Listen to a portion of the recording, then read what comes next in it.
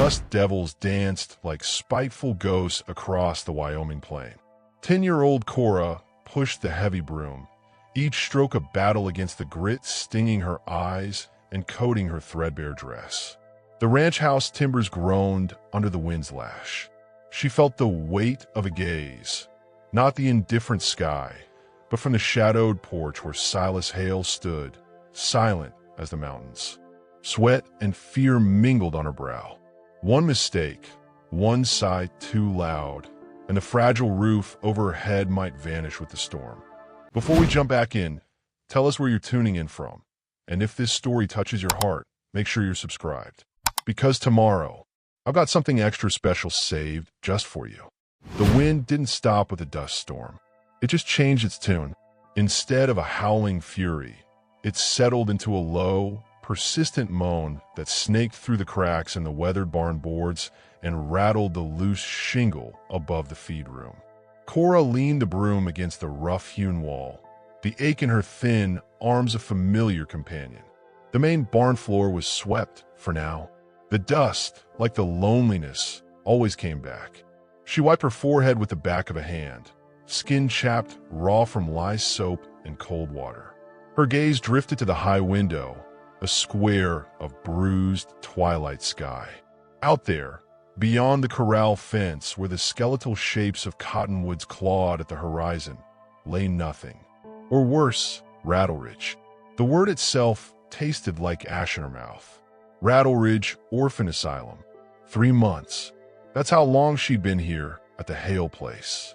3 months of sweeping, scrubbing, mending, and the gnawing fear that any day Silas Hale would decide she wasn't worth the trouble. That he'd hitch the old dray and take her back. She remembered the matron's pinched face, the cold stone floor of the dormitory, the hollow eyes of the other children. Remembered the journey here, squeezed between sacks of flour in the back of a peddler's wagon. The landscape unfolding, vast, terrifying, beautiful.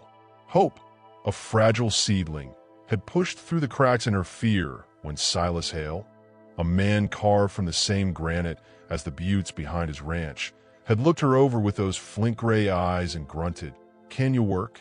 She nodded so hard her neck hurt. Work was life. Work meant staying. A sharp clang from the direction of the smithy made her jump. Jed, the sole ranch hand Silas, kept on through the lean winter months, was hammering something.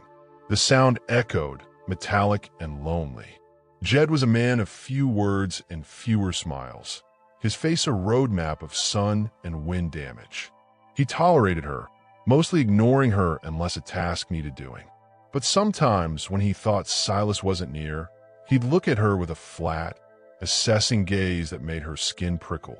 Orphanages got long memories, girly, he'd muttered once while she fetched water for the horses, especially when they reckoned they're owed. She hadn't asked what he meant. The chill in his voice was answer enough.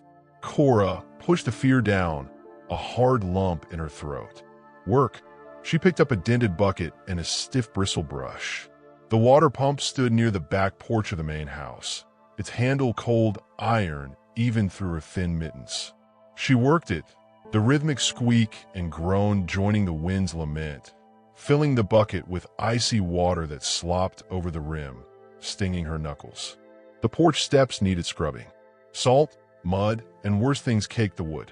Silas Hale's boots tracked it in, though he always scraped them meticulously on the iron bar beside the door. As she knelt, slopping water and scattering coarse salt from the tin kept by the step, she felt it again. The weight of being watched, not Jed's sidelong glances. This was heavier, quieter. She risked a glance upwards. The kitchen window was a dark rectangle, reflecting the fading light. But for a fleeting second, she thought she saw a shift in the deeper darkness within. Silas. He was always there, a silent presence in the house. She'd only seen the inside a handful of times, the kitchen when delivering firewood, the front room once when he'd tersely pointed out a cobweb she'd missed. It was neat, sparse, filled with solid, worn furniture but cold. Not from lack of fire, but from lack of something else. Something vital that had gone missing. She scrubbed harder, the bristles scraping wood, her breath puffing white in the rapidly cooling air. Her fingers burned with cold. She thought of the small, smooth river stone she kept hidden in the toe of her one spare sock, tucked under the thin mattress in the tack room where she slept. It was her only possession from before Rattleridge, before the terrifying emptiness when her pa rode out one spring morning chasing work and never rode back. Before the fever took her ma that terrible winter after. The stone was cool, gray, worn by water she couldn't remember. Holding it at night, hidden under the scratchy blanket, was the only thing that sometimes chased away the dreams of falling. A sound at the door made her freeze, brush poised mid-scrub. The heavy oak door creaked open. Silas Hale filled the doorway, his broad shoulders blocking the weak light from within. He wore his usual thick work shirt and denim pants, his face shadowed by the brim of his hat, which he hadn't removed. He didn't speak, just stood there, looking out past her, towards the barn, towards the vast, darkening plain. Cora kept her head down, focusing on a stubborn patch of dirt. Her heart hammered against her ribs like a trapped bird. Was this it? Had she swept dust into the wrong corner? Taken too long with the water? The silence stretched, thick and brittle. He shifted his weight. His boots scraped on the stone step beside her. Then, without a word, he turned and went back inside, closing the door softly behind him. Cora let out a breath she hadn't realized she was holding. The tension bled away, leaving her trembling and weak-kneed. False alarm. Just Silas being Silas. She finished scrubbing the steps, the water now numbingly cold. As she stood, wincing at the stiffness in her knees, she saw it, balanced precariously on the edge of the bottom step where it hadn't been before. A thick slice of cornbread, still faintly steaming, wrapped loosely in a clean scrap of muslin. Her stomach growled, a traitorous sound in the quiet. She looked swiftly toward the house. The kitchen window was dark again. No shadow moved. He'd done this before. A warm biscuit left near the pump. An extra blanket, rough but thick, folded on the tack room stool one freezing night. Never acknowledged, never mentioned. Just there, like a secret between the wind and the worn porch boards. Cora picked up the bread, the warmth seeping through the cloth into her frozen fingers. It wasn't kindness, not exactly. It felt more like duty, or maybe a habit left over from a time when someone else needed tending. But it was food. It was warmth. It was a tiny, glowing ember in the vast cold of her world. She tucked it quickly into her apron pocket, the scent of cornmeal a fragile comfort. The light was failing fast now, long purple shadows swallowing the outbuildings. Time for evening chores. Water for the 2 aging horses in the small corral. Check the chickens were safely locked in their coop against the coyotes whose mournful songs often split the night. Cora picked up her bucket and brush, turning towards the barn. The wind snatched at her skirt, carrying with it a new sound beneath its moan. A rhythmic thud, thud, thud. Hoofbeats, distant but approaching. Fast. Cora stopped, straining her ears. Not the plodding gait of the peddler's mule. Not Silas's big bay, who was stabled for the night. This was a horse ridden hard, coming from the direction of the trail that led towards town, towards Rattleridge. Her breath hitched. Jed emerged from the smithy, wiping his hands on a rag, his head cocked towards the sound. His expression was unreadable in the gloom, but his posture had stiffened. The back door of the house opened again. Silas stood framed in the light, taller, straighter than before. He hadn't put on his coat. His hand rested near the worn, but of the revolver holstered on his hip, a movement so casual it was terrifying. The hoofbeats grew louder, sharper, cutting through the wind. A single rider, bent low over the neck of a lathered horse, emerged from the gloom near the cattle gate. The horse skidded to a halt in a spray of gravel, blowing hard. The rider straightened. It wasn't the matron. It wasn't anyone Cora recognized. A man, lean and sharp-faced beneath a dusty hat, his clothes travel-stained. He scanned the yard, his gaze flicking from Jed to Silas. Then finally, lingering on Cora where she stood frozen by the barn door, the bucket dangling forgotten from her hand. His eyes were dark, intent, and held no warmth. He touched the brim of his hat, a gesture that felt like a threat. "Silas Hale?" His voice was raspy, carrying easily in the tense quiet. He reached inside his coat. Cora's heart stopped. The warm bread in her pocket felt suddenly like a stone. Jed took a half step forward, his hand drifting towards the knife sheathed at his belt. Silas didn't move from the doorway, but his stillness was that of a mountain cat poised to spring. The only sounds were the wind's whine and the labored breathing of the stranger's horse. The rider pulled out not a gun, but a folded piece of paper, crisp and white against the gathering dark. He held it up. "Got a delivery," he said, his eyes still fixed on Cora. "From Rattle Ridge." The crisp white paper in the rider's hand seemed to glow unnaturally in the fading light, a stark accusation against the gathering Wyoming dusk. Cora's breath hitched, trapped in her chest like a frightened bird. Rattle Ridge. The word echoed in the sudden, brittle silence, louder than the wind's whine or the labored puffing of the stranger's horse. The warm cornbread in her pocket felt like a betrayal, a foolish hope now crushed under the weight of that single, terrible name. Silas Hale didn't move from the doorway. The lantern light spilling past him cast his face in sharp relief, etching the lines around his flint-gray eyes deeper. His hand remained near his revolver, not gripping it, but resting there, a silent statement. His gaze flickered from the rider's sharp face to the letter, then settled on Jed, who stood frozen near the smithy, his expression unreadable but tense. "Delivery," the rider repeated, his raspy voice cutting through the quiet. He nudged his horse a step closer, the animal tossing its lathered head. His dark eyes, devoid of warmth, lingered on Cora again, a look that felt like a physical touch, cold and assessing. "Need signin'." Silas finally moved. He stepped fully onto the porch, the worn boards groaning under his boots. He walked down the steps, past Cora, who stood statue still by the barn door, the forgotten bucket dangling from her numb fingers.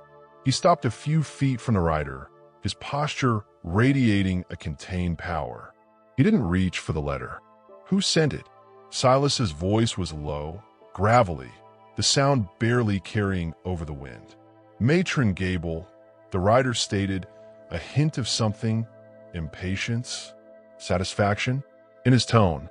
He tapped the folded paper against his thigh. "Says it's urgent. Regarding property." His eyes slid pointedly towards Cora. "Property." The word struck Cora like a physical blow. She wasn't a person at Rattle Ridge, just another mouth to feed, a set of hands to work until they could be disposed of, sent out as hired help, or worse, married off to whoever paid the fee. The memory of the matron's cold, pinched face, the feel of the stone dormitory floor, the gnawing hunger, it flooded back, icy and suffocating. Her fingers instinctively sought the hidden outline of the river stone through her skirt pocket, its cool solidity the only anchor in the sudden storm of fear. Silas didn't react to the word. His gaze remained fixed on the rider. "You work for Gable?" The rider gave a short, humorless laugh. "I deliver. Where I'm paid to. This one's paid. Needs signin'." He thrust the letter forward again. "A beat. 2. The wind snatched at the paper, fluttering its corner. Cora saw Silas's jaw tighten, a minute clenching of muscle. Then, slowly, deliberately, he reached out and took it. His large, calloused hands dwarfed the envelope. He didn't open it, just held it, staring at the rider. "You got what you came for," Silas said, his voice flat, final. It wasn't a question. The rider held his gaze for a moment longer, a silent challenge hanging in the air. His eyes flickered towards Jed again, then back to Silas. He touched the brim of his hat again, that same gesture that felt less like respect and more like a marker being placed. "Reckon I do. For now."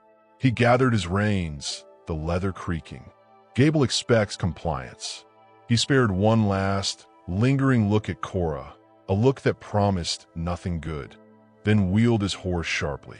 Hooves struck gravel, and he was gone, swallowed by the twilight as quickly as he'd appeared, leaving only dust motes dancing in the lantern light and the echo of his warning. The tension didn't leave with him. It settled over the ranch yard like a shroud. Jed shifted his weight, the sound loud in the quiet. He spat into the dust near the smithy door, his gaze fixed on Silas and the letter. "Trouble," he muttered, the single word heavy with implication. "Told ya. Rattleridge don't forget, especially when they reckon they're owed something." He didn't elaborate, just turned and disappeared back into the dark maw of the smithy, the heavy door thudding shut behind him. Silas stood motionless, the unopened letter a stark white rectangle in his hand. The lantern light from the house gilded his profile, highlighting the deep grooves of grief and solitude etched there. Cora remained frozen, her heart hammering against her ribs. Every instinct screamed to run, to hide in the barn loft, to burrow under the scratchy blanket in the tack room. But where could she run? The vast, empty plain was its own kind of prison. Silas finally turned. His gaze swept over her, taking in her pale face the white-knuckled grip on the bucket handle. For a fleeting second, something flickered in his eyes. Not pity, but a recognition of the raw fear radiating from her small frame.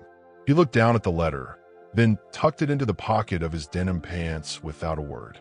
The gesture felt decisive, yet offered no comfort. "Chickens," he said, his voice rough. It wasn't a question or an order directed solely at her.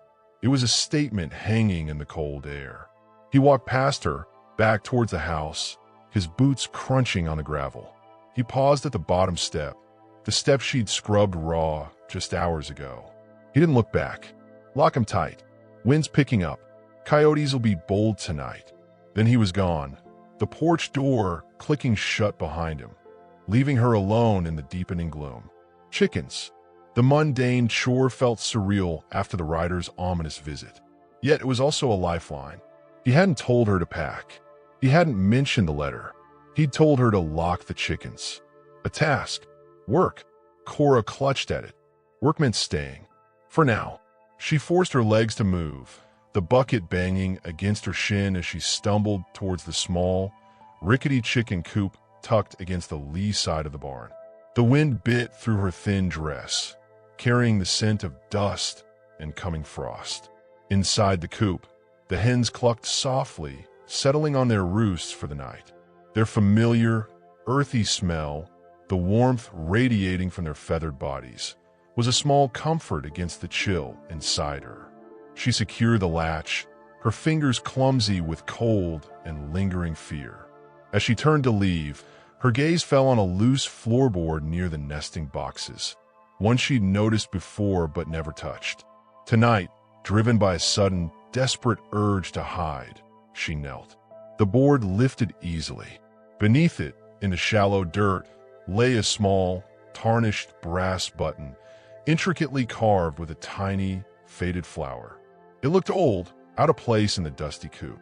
Cora picked it up, the metal cool against her skin. Whose was it? Not Silas's plain work clothes. Not Jed's. A whisper of memory, faint as cobwebs, brushed her mind, her ma, humming a dress with shiny buttons.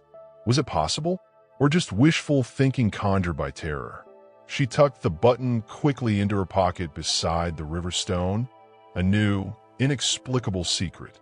The main house was a fortress of light against the vast darkness. Cora skirted it, heading for the relative sanctuary of the tack room. As she passed the kitchen window, she saw Silas. He sat at the scarred wooden table, the letter from Rattleridge open before him, illuminated by a single oil lamp. His head was bowed, not reading, but staring at his hands clasped tightly on the table. The lines on his face seemed deeper, etched by a pain Cora couldn't fathom. A framed photograph, small and dusty, sat on the shelf behind him, facing away, guarding its secret. The sight of him, so still, so burdened, struck her strangely. He wasn't just a man who might send her back. He was a man drowning in his own silent sea. Sleep wouldn't come. The tack room was cold, the wind finding every crack, moaning like a restless spirit. Cora huddled under the extra blanket Silas had left weeks ago, the ruffle scratchy on her chin. The river stone was clutched tight in her fist. She thought of the rider's cold eyes, Jed's muttered warning, the stark white letter. She thought of the brass button, the fleeting image of her ma. Then, as exhaustion finally pulled at her, a different sound pierced the wind's lament. Not a howl, but a whisper. Faint, so faint she might have imagined it. A woman's voice, warm and sad, sighing her name on the wind. Cora. It came from the direction of the old cottonwood near the dry creek bed, the one that always seemed to sigh louder than the rest. Her eyes snapped open, heart racing. Just the wind. It had to be, but the name had sounded so real, so close, echoing the faint warmth of the memory the button had stirred. Was it her ma? Or was the loneliness and fear making her hear things? The next morning dawned brittle and cold, frost etching silver patterns on the corral rails. The letter wasn't mentioned. Silas was his usual silent self, issuing terse instructions about mending a section of fence line near the western boundary, far from the main yard. Jed avoided her, his face closed and unreadable as he saddled his horse to check the sparse winter herd. The tension from last night hung in the air, thick as the morning fog clinging to the low ground. Mending fence was hard, physical work, the kind that blistered hands and strained thin arms. Cora welcomed it. The rhythmic pounding of the hammer, the pull of the wire, the sting of the cold air. It pushed the fear down, replacing it with a bone-deep weariness that was almost peaceful. Out here, on the edge of the vast plain, the world felt emptier, quieter. Just the wind, the occasional cry of a hawk, and the persistent thud of her hammer. She focused on the task, looping the rusty wire, securing the split post Silas had dropped off earlier. Her mind wandered back to the button, the whisper. Had it been real? A fragile tendril of hope that maybe her ma was watching, warred with the crushing dread of Rattleridge. She was wrestling with a particularly stubborn loop of wire when a shadow fell across her work. She looked up, expecting Silas checking her progress. It wasn't Silas. Jed stood there, his horse ground-tied a few yards away. He hadn't made a sound approaching. His expression wasn't hostile, but it wasn't friendly either. It was calculating, his eyes narrowed against the low winter sun. He didn't speak at first, just watched her struggle with the wire. Then, he spat a stream of tobacco juice onto the frosted grass. Heard the rider, he stated, his voice flat. Rattleridge wants their property back, I reckon. He took a step closer. Cora froze, the wire biting into her mittens. Hail, Jed continued, his voice dropping lower, conspiratorial. He's got his reasons for keeping quiet. Got his own ghosts. But that letter, he shook his head slowly. Matron Gable ain't one to let go. She's got friends. Persistent friends. He let that hang, his gaze boring into her. You be in here, stirs things up. Things may be best left buried. Cora's mouth went dry. What things? Buried where? Was he threatening her? Warning her? Before she could muster a word, Jed's gaze shifted past her shoulder towards the ranch house. His expression hardened. Cora turned. Silas stood on the porch, watching them.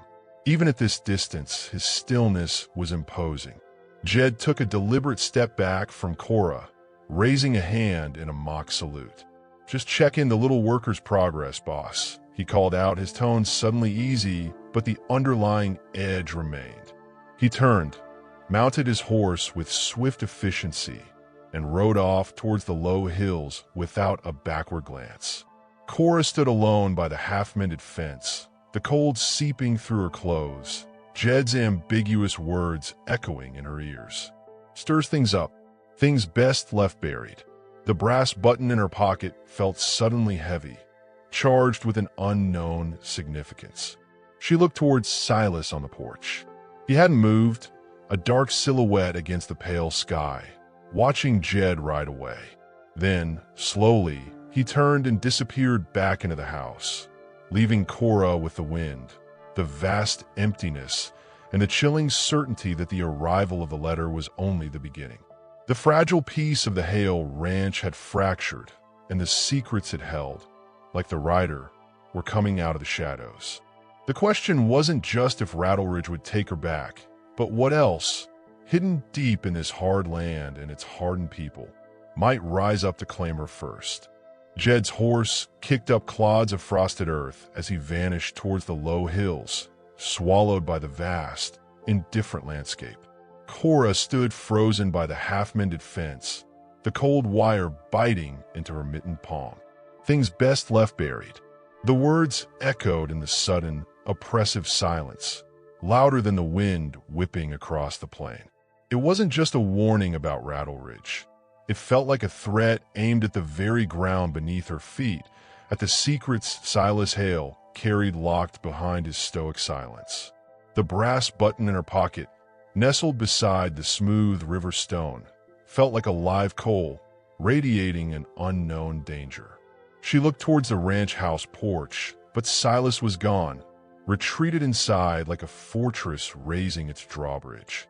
The work felt hollow now. Each pound of the hammer on the fence staples echoed Jed's insinuation. What things? Buried where? Was it about her? About the ranch? About the flint-gray grief that clung to Silas Hale like his worn denim coat? Fear coiled tight in Cora's belly, colder than the Wyoming wind. She forced herself to finish the section, the rhythmic clang-clang a desperate attempt to drown out the questions. When she finally gathered the tools, her hands were numb, her breath pluming white in the brittle air. Returning the tools to the barn felt like stepping into a cave. The familiar smells of hay, leather, and horse sweat offered little comfort. As she hung the heavy hammer back on its peg, her gaze snagged on a pile of worn harnesses dumped carelessly in a corner. One of the buckles was bent, the leather strap frayed. Silas hadn't mentioned it, but the neglect felt like an accusation. Work, fixing things, that was safety. Cora dragged the harness towards the weak light filtering through the high window. She found a worn awl and a spool of thick wax thread in a nearby crate. Kneeling on the dusty floor, she began the tedious work of stitching the frayed leather, her small fingers clumsy but determined. The repetitive motion was a small anchor against the swirling dread. As she pushed the awl through the tough hide, the brass button in her pocket pressed against her leg. Suddenly, a fragment of memory surfaced, sharp and vivid.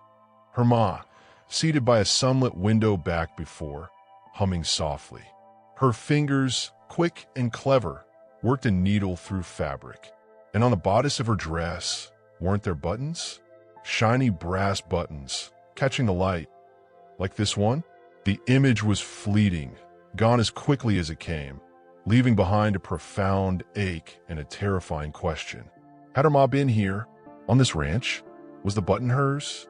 The possibility was a fragile, terrifying bloom of hope tangled with thorns of deeper mystery. Later, carrying firewood to stack by the kitchen door, Cora saw him.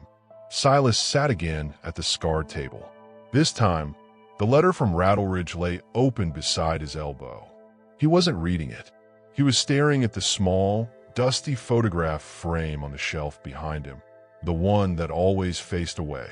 His profile was etched with a profound weariness, the lines around his eyes deep canyons in the afternoon light filtering through the grimy window. One large hand rested flat on the open letter, as if trying to physically hold down its demands. He didn't look up as she carefully stacked the wood, the logs thudding softly. The air in the kitchen felt thick, charged with unspoken burdens. Cora scurried away, the image of his hand on that stark white paper seared into her mind. Matron Gable's demand lay exposed, a silent predator in the room. The following days passed in a taut, watchful quiet. The letter wasn't mentioned. Silas's instructions remained terse, focused on essential winter tasks. But a shift had occurred. When Jed returned from checking the herd, his presence felt heavier, more intrusive. Silas intercepted him near the corral before Jed could dismount. Cora, scrubbing the tack room floor nearby, strained to hear. Silas's voice was low, a gravelly rumble, impossible to decipher words, but the tone was unmistakable, a warning, a boundary drawn. Jed's response was a curt nod, his face impassive, but his eyes, when they flickered towards Cora, held a simmering resentment. Silas didn't glance her way, but his stance, positioned slightly between her and Jed, spoke volumes. It wasn't affection, but it was protection, a silent declaration, "She's under my roof." He began assigning her tasks closer to the house. Instead of mending distant fences, she was tasked with sorting old seed packets in the relatively warmer storeroom, or meticulously brushing dust from the few decorative items in the sparse front room.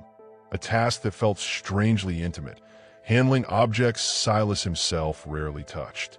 One afternoon, he silently placed a cracked leather-bound book and a stub of pencil beside her while she sorted nails in the barn. "Tally," was all he said, gesturing towards a crate of salvaged hinges. It was tedious, but it kept her near the smithy where he worked, the rhythmic clang of his hammer a constant, reassuring presence. Cora clung to these small gestures. They weren't kindness, not exactly, but they felt like anchors in the storm brewing around Rattle Ridge and Jed's ambiguous menace.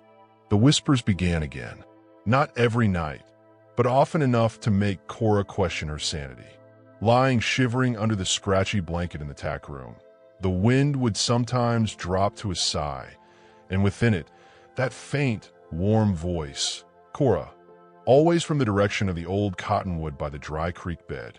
One moonlit night, driven by a mix of terror and desperate hope, she crept to the tack room door, peering out. The ranch yard was bathed in silver, the cottonwood a stark silhouette against the star-strewn sky. For a moment, nothing. Then, a flicker, not a shape, but a shift in the moonlight beneath the tree's skeletal branches. A patch of deeper shadow that seemed to hold a faint, feminine outline for a heartbeat before dissolving into the play of light and wind. Cora jammed her fist in her mouth, stifling a gasp. Was it her maw? A trick of the weary mind? Or something else, tied to the land, to the button, to the things Jed said should stay buried? She retreated to her pallet, clutching the river stone and the brass button, the cold metal a tangible link to the impossible. Jed's resentment simmered closer to the surface. He avoided Silas more pointedly, but his interactions with Cora became laced with a new, unsettling familiarity. "Still tulling hinges, little mouse?" he'd ask, appearing silently behind her in the barn, making her jump. Or, while she swept the porch, he'd lean against the rail, watching her with those flat eyes. "Hill keeps you close now. Smart. Rattle Ridge ain't the only teeth in these hills." He'd spit, the tobacco juice staining the clean boards near her feet. "That matron, Gable, she's got a long reach. And friends who don't ask questions." He never stayed long enough for her to respond, or for Silas to intervene, melting back into the barn or towards the horses like a shadow. His words were like stones dropped into the still pond of her fragile security, sending out ripples of fear. The tension reached a breaking point 3 days after the letter arrived. A peddler's wagon, a rare sight on the isolated winter trail, rattled into the yard late one afternoon. Jed, oiling his saddle near the barn, watched its approach with narrowed eyes. Silas emerged from the house, his expression guarded. Cora, fetching water from the pump, paused, the bucket heavy in her hands. The peddler, a jovial man named Fletcher with a face like cracked leather and eyes that missed nothing, exchanged pleasantries with Silas, hawking his wares: needles, thread, tinned peaches, a bolt of sturdy calico. As Silas inspected a new whetstone, Fletcher's gaze landed on Cora. His smile didn't falter, but his eyes sharpened. "Heard tell there was a young un staying out Haleway," he remarked, his voice carrying easily. Rattleridge Place was buzzing like a stirred hornet's nest for I left town.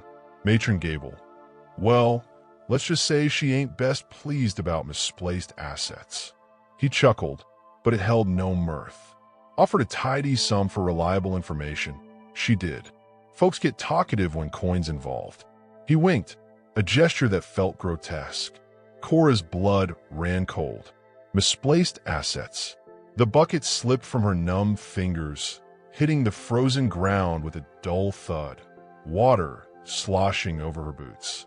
Jed, from a spot by the barn, let out a low, humorless chuckle. Silas's head snapped up from the whetstone. His face, usually impassive, hardened into something formidable. He didn't look at Cora, didn't acknowledge her mishap. His flint-gray eyes fixed on Fletcher with an intensity that made the peddler's smile finally falter. Your business here is done, Silas stated, his voice low but cutting through the cold air like a whip. It wasn't loud, but it carried absolute finality. He tossed a coin onto the wagon bed, landing with a sharp clink beside the bolt of calico. Take your gossip and your tin peaches with you. Fletcher blinked, his jovial mask slipping entirely, replaced by a flicker of alarm. He opened his mouth, perhaps to protest, but Silas took a single step forward. It wasn't aggressive, merely a shift in weight, but the silent power radiating from the rancher was unmistakable. Fletcher swallowed, touched his hat brim hastily, and gathered his reins. Right you are, Mr. Hale. Just passing the time is all. He flicked the reins, turning the wagon with clumsy haste, kicking up gravel as he hurried back down the trail. The silence after his departure was deafening. Jed had stopped chuckling. He watched Silas with an unreadable expression, then deliberately turned his back and resumed oiling the saddle, the rhythmic swipe of his cloth suddenly loud. Silas stood for a long moment, staring after the vanished wagon, his jaw clenched tight. Then, slowly he turned. His gaze swept over the spilled water, the overturned bucket, and finally settled on Cora. She stood frozen, humiliation warring with terror, water soaking her thin boots. He didn't speak.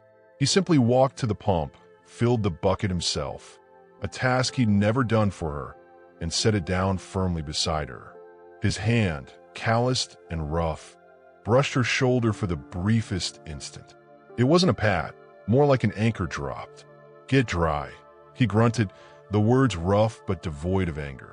Then he walked back towards the house, his shoulders set against the weight of the world and the renewed, dangerous interest of Rattleridge.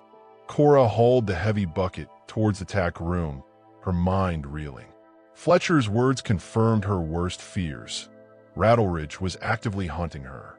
Jed's simmering hostility felt more dangerous than ever. And Silas had stood between her and the threat. He'd protected her not just from the peddler's words, but from the chilling implication behind them. The tiny ember of hope within her flickered, warmed by his silent defense, yet chilled by the escalating danger.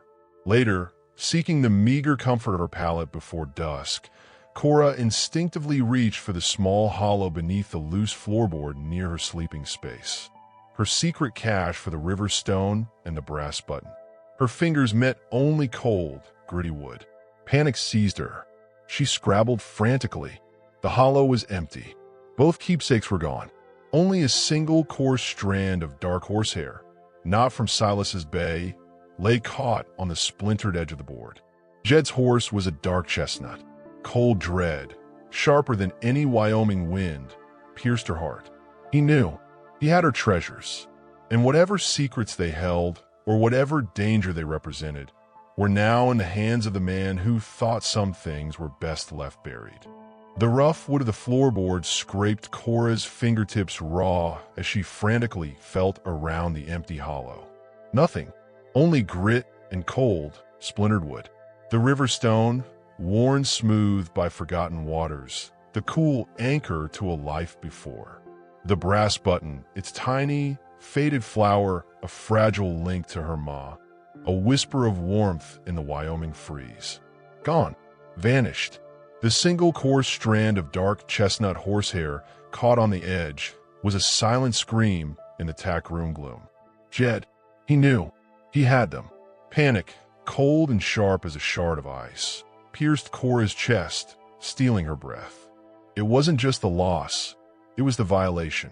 Those tiny treasures were her secret armor against the vast emptiness, against Rattle Ridge, against the gnawing fear. Jed had ripped them away. Why? To sell them? To hurt her? Or because they meant something dangerous? Things best left buried.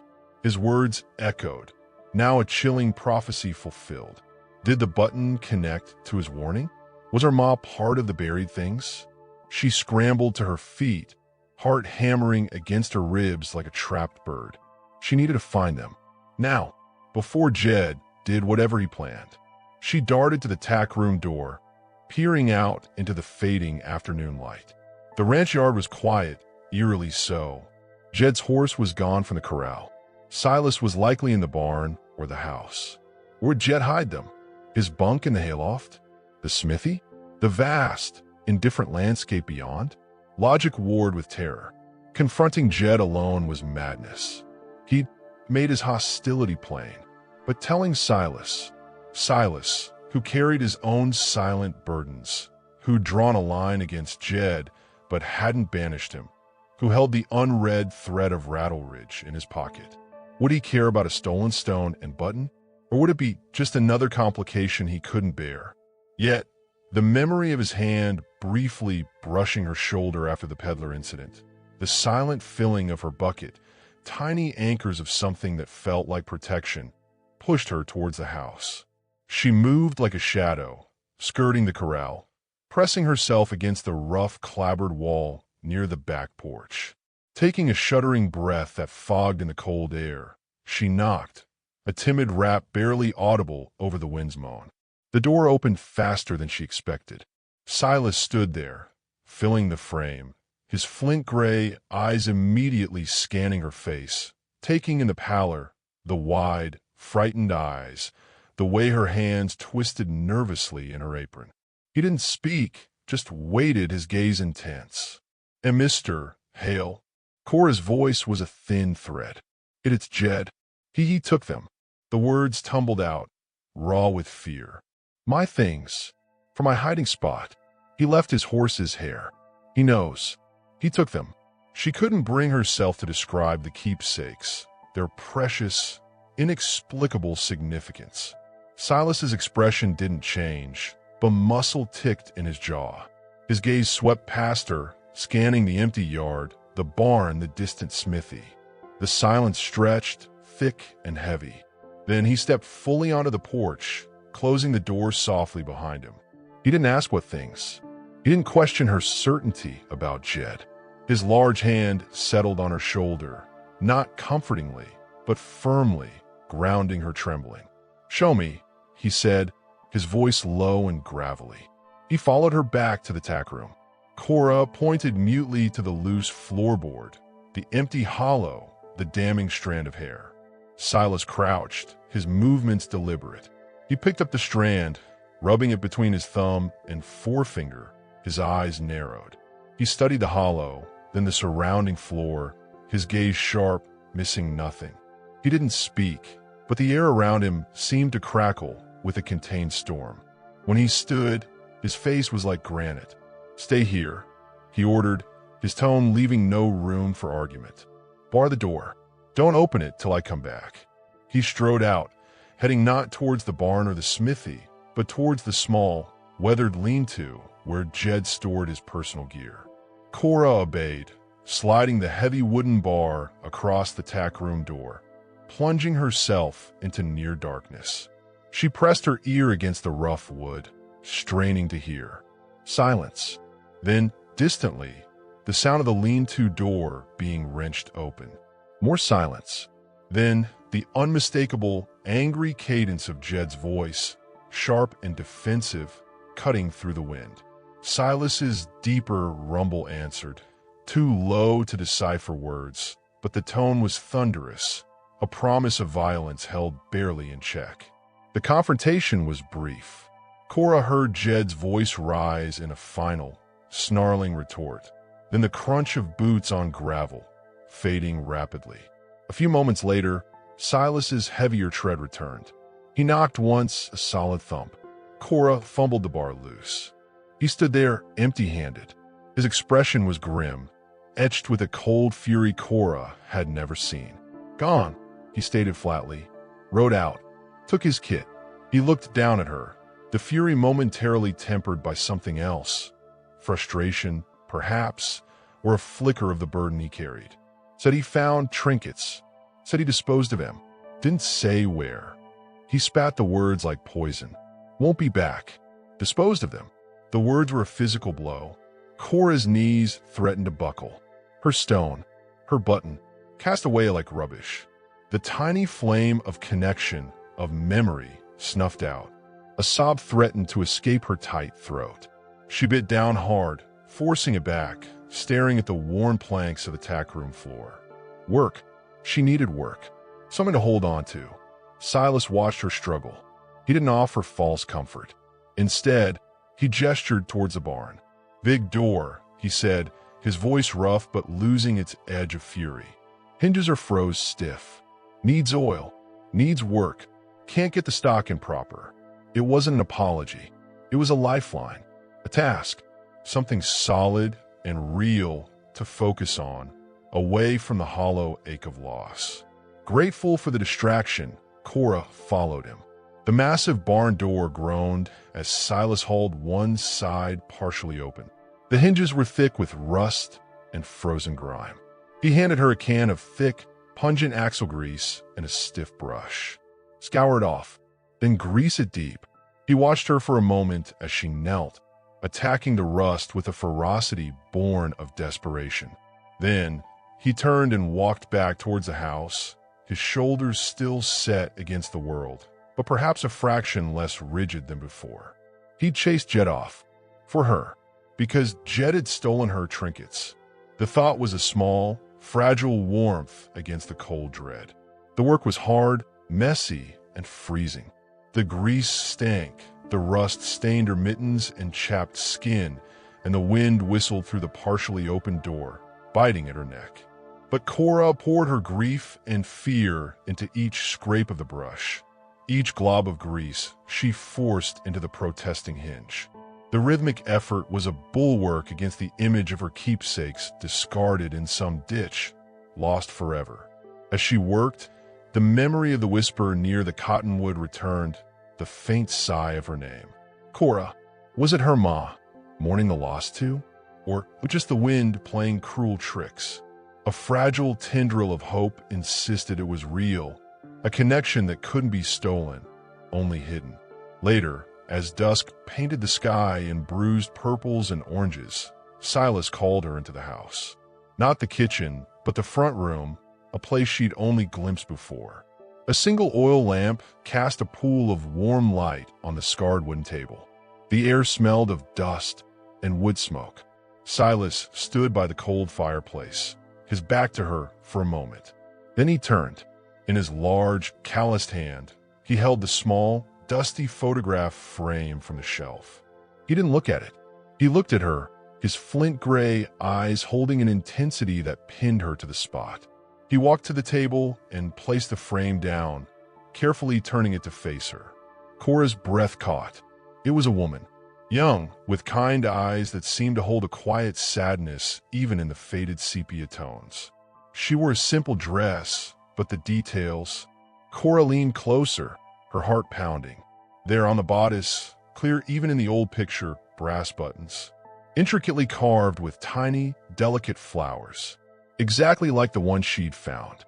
Exactly like the one Jed had stolen. The world tilted. The air rushed from Cora's lungs. She stared from the face in the photograph, a face that held echoes of warmth she almost recognized, to the empty space on the bodice where those buttons should be. Her gaze flew to Silas's face.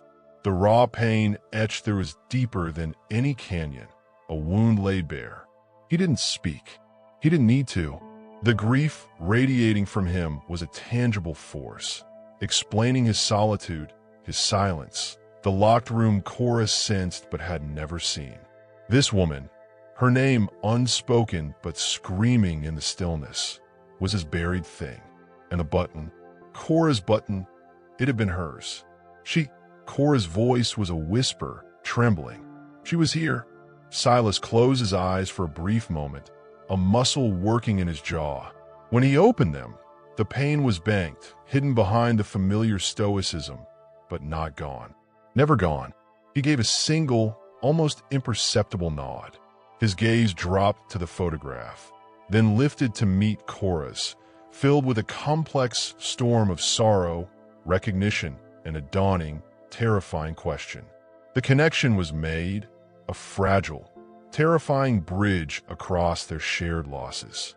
The brass button wasn't just Cora's link to her ma. It was a fragment of Silas's shattered world. Before either could speak, before the weight of this revelation could fully settle, a sound shattered the fragile quiet.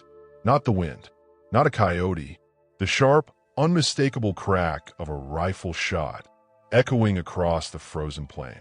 It came from the direction of the main trail. Close. Silas moved instantly, the vulnerability vanishing, replaced by the alertness of a man long accustomed to threat. He blew out the lamp, plunging the room into near darkness. In 2 strides, he was at the window, peering out through a crack in the heavy shutter. Cora, frozen by the table, the woman's kind eyes still imprinted on her vision, felt a new kind of terror seize her. Rattleridge? Jed returning with violence? Or something else? Silas hissed a single word, low and dangerous. Riders. He turned from the window, his silhouette stark against the faint light. Get to the root cellar. Now, don't make a sound. His hand went to the revolver on his hip, the movement fluid and deadly serious. The fragile moment of shared understanding was obliterated by a new, immediate peril. The shot had been a warning or a signal. Someone was coming. And the secrets of the Hale Ranch, the buried things Jed spoke of, and the fate of one small orphan, were hurtling toward the confrontation under the cold Wyoming stars. The question wasn't who was coming anymore, but what they intended to take. The single rifle shot cracked the frozen silence like shattering glass. Silas's hissed command, "Get to the root cellar," now propelled Cora into motion. Fear, cold and sharp, warred with the dazed shock of the photograph. The woman with her button, Silas's raw, unspoken grief. She stumbled towards the kitchen. The image of those kind, sad eyes burned onto her vision. The root cellar entrance was a dark maw in the kitchen floor. Cora yanked open the heavy trapdoor, the smell of damp earth and stored potatoes rising to meet her. She scrambled down the rough wooden steps into the pitch blackness, pulling the door shut above her with a thud that echoed in the confined space. Absolute darkness swallowed her. She huddled on the dirt floor, knees pulled to her chest, straining to hear through the thick wood. Above, the silence stretched, taut as a bowstring. Then, the muffled thud of boots on the porch. Voices, harsh and unfamiliar, cut through the wind. One was higher, tighter, laced with authority Cora recognized with a jolt of pure terror. Matron Gable. Silas Hale. Gable's voice was like nails on slate. "Open this door. We've come for what's rightfully Rattleridge property." That child, another voice, deeper and rougher, chimed in. "Jed, told you he dug his heels in, matron.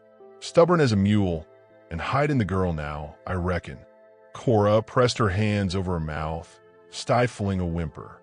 Jed was back, with Matron Gable, and others, the riders. The shot had been a signal, a declaration. The fragile peace was shattered. She heard the heavy oak door creak open. Silas's voice, low and dangerous, rumbled, barely audible. "You're trespassing, Gable. The girl stays." "Stays?" Gable's laugh was brittle. "By what right, Hale? She's an indentured ward of Rattleridge Orphan Asylum. Sign papers. You took her for labor, not kinship. The arrangement's terminated. We reclaim her, and we brought the sheriff's deputy to see it done proper." A third, unfamiliar voice grunted assent. Papers signed under duress mean nothing, Silas countered, his voice like grinding stone. And she's more than labor. Sentimentality? Jed sneered. Or guilt, Silas? Stirring up ghosts best left buried? That button rattled you good, didn't it? Knew it would. Knew it tied back to her. A beat of silence, heavy with unspoken history. Cora's heart hammered. Her, the woman in the photograph. Silas's wife? And her mother? You stole from a child, Jed. Silas's voice was colder than the cellar earth. Trinkets. Memories. What did you do with them? Sell them to this harpy? A sharp intake of breath, Gable's outrage. Disposed of them, like I said. Jed shot back, defiance laced with a thread of unease. Buried him deep, like that past ought to be. That girl's trouble, Silas. Bad blood. Rattleridge's where she belongs. Not stirring up your misery.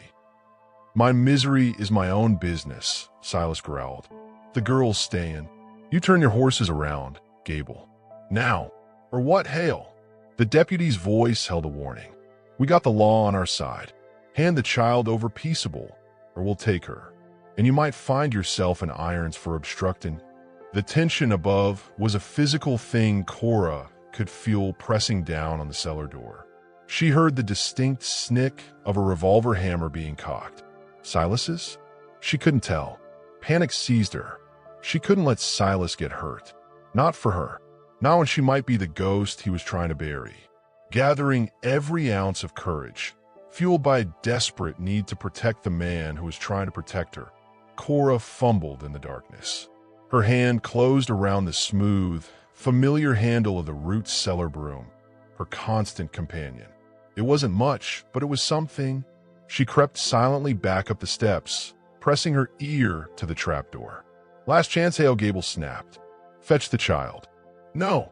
The single word hung in the icy air. Then chaos erupted. A shout, Jed's, a scuffle, the sickening thud of a fist meeting flesh, a cry of pain. Cora couldn't stand it. With a strength born of terror and fears, newfound loyalty, she shoved the trapdoor open and scrambled out into the kitchen.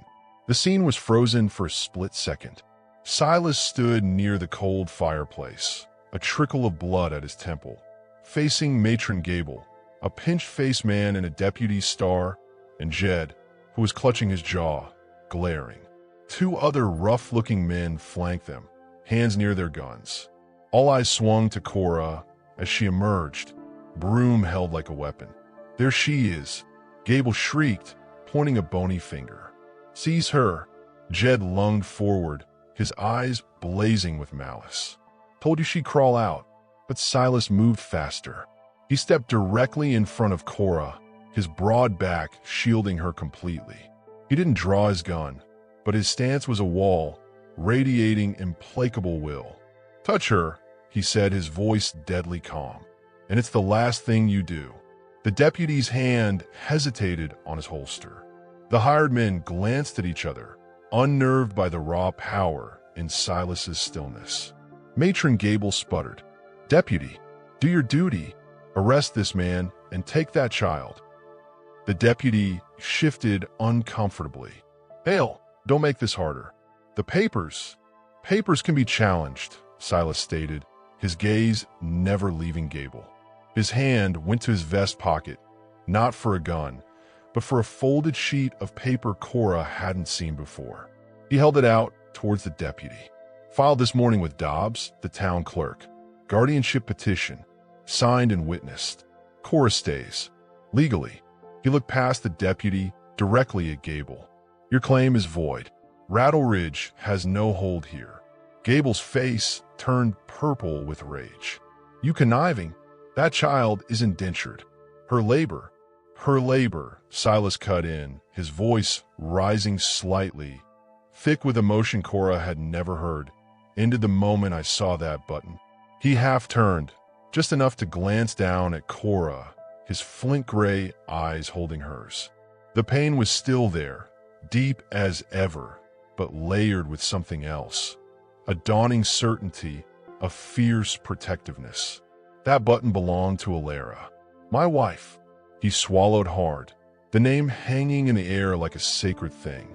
He looked back at Gable, his voice dropping to a low, dangerous register. "And I'd wager every acre of this ranch that it belonged to Cora's mother before her. Alara, she left. Years ago, sick with the consumption. Didn't want me to see, didn't want," he faltered, the words catching.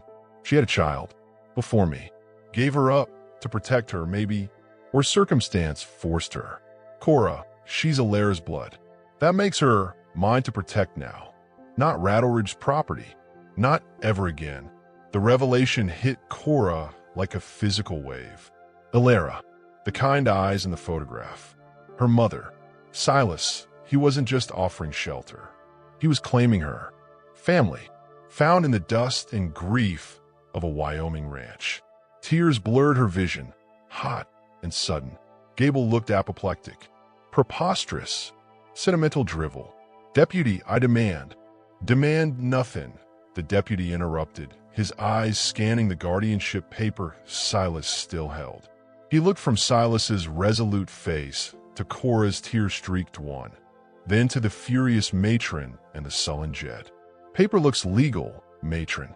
Hale's got standing to petition.